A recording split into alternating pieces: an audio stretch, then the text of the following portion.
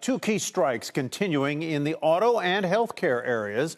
On the automobile front, negotiators between UAW and Ford are seemingly narrowing their differences in some areas.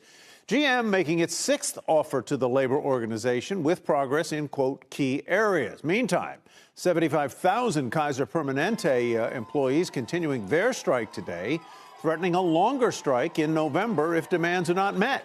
But even if resolved, these strikes could have lasting consequences in the long term, possibly for inflation.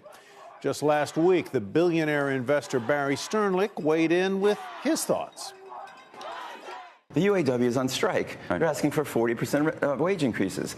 The unions, it's funny because the Democrats, what's wrong with the Biden administration? Why is he so unpopular? It's inflation. That's what people say. It's the economy, dummy. It's the economy. People have less in their pocket. But now he's backing the unions who are forcing wages up, which is creating the inflation he has to kill. Well, let's bring in Jim Pethokoukis, AEI economic policy analyst and author of The Conservative Futurist, How to Create the Sci-Fi World We Were Promised. Along with us is Bill Sokol. He is a labor lawyer representing unions in their labor relations with employers and members.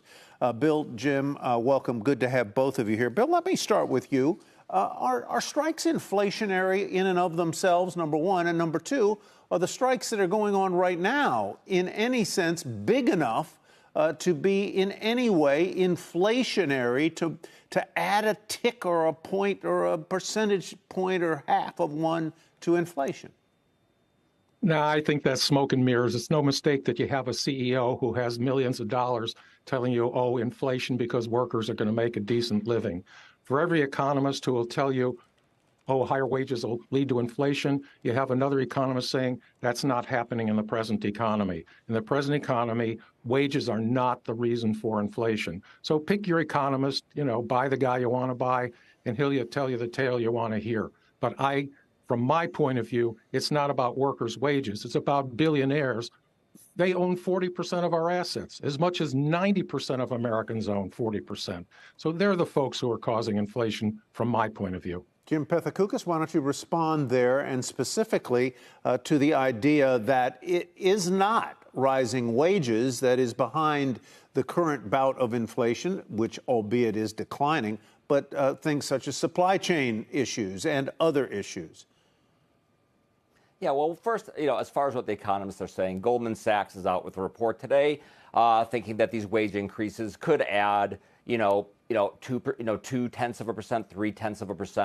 0.3% to inflation. And if you're trying to get down inflation, all those 0.1% matter. Listen, looking backwards, wages have not been the cause of inflation, but they will be the cause of inflation going forward if we have wage increases which are not matched by productivity gains. That's what drives wages over the long run, so they're not inflationary. And just looking at the UAW, do we see an auto industry, an American auto industry, where there's very few cars, like in the top 10 for most reliable, very few of their brands are in like the best cars? Does it look like that is an industry where high productivity will be rewarded by high wages? If you have a mismatch, you will have wage inflation, and that's bad for the economy. Bill, you're free to respond there to Jim, but I want to ask you a question that I'd love to get an answer to. Is the current strike at the UAW mostly about pay, or is it more about job guarantees in the face of electric vehicles that will require many fewer parts and therefore many fewer jobs? Is it really about job security as opposed to wage increases? I would say it's about both, but I agree with those who say, look, they can always make an economic deal. UPS showed folks how to do that. Good management, good union, they'll find a way to come together on the numbers. The truth is, from what we know, they're getting pretty close on the numbers. But there is a major issue about what to do about the advent of electric vehicles. There's no question that the workers who have built, the internal combustion engine, they don't want to be thrown on the slag heap of history. Thanks for your services, go home and be unemployed, be part of the Rust Basin. So there has to be something done for them. And then when you talk about new battery plants, new electric vehicle plants, I agree. Those workers, part of what's happening here is they want to be part of that new kind of car that's being built. And that will happen. It's just a matter of how long the automakers are going to run this strike against us, because The union will agree on things tomorrow, right? Unionists don't want to be out on strike. Management has to decide, now that the cost is north of $4 billion for this strike, that it makes more sense to include these workers in building electric vehicles as opposed to keeping them out on the streets.